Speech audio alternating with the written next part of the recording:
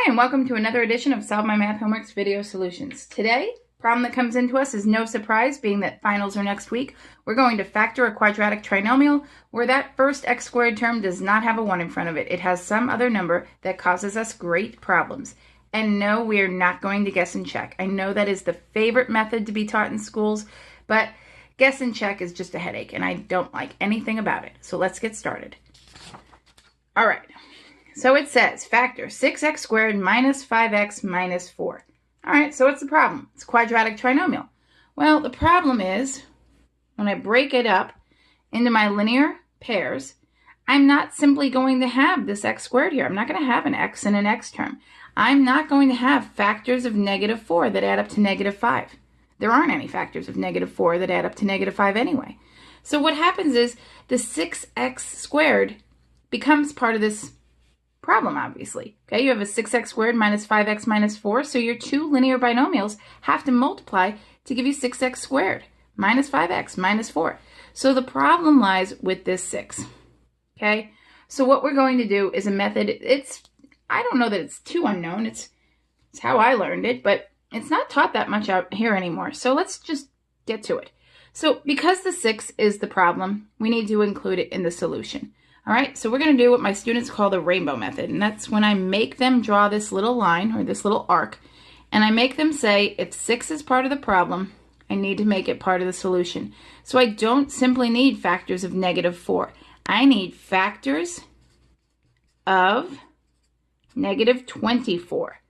Okay, and I know what you're thinking. No, you don't. Look, it's going to multiply to negative 4 when you're done. That's true. But we do, in order to get our linear pairs, in order to get that middle term to add up right, the factors actually have to add to negative 24. But they're going to be temporary factors.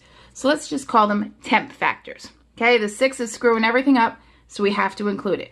We need factors of 6 times negative 4, so negative 24, that add to negative 5.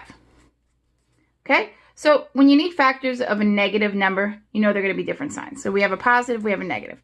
When they have to add to a negative, the larger number is going to be negative. So we've got 1 and 24, that's not going to work. 2 and 12, nope. 3 and 8. 3 and 8 will work because when we have unlike signs, they are going to subtract to give you the number you need. Negative 8 plus 3 will definitely give us negative 5. So I said temporary factors. What did I mean by that? I meant we're going to put an x and an x in here. Temporary. I know that at the end it needs to multiply to 6x squared, and it will. So let's put the positive 3 and negative 8. All right, so these are temporary factors. What are we going to do to make them our actual factors and finish this problem? Well, the extra thing we took into account was the 6. We're going to rectify that now by dividing it out.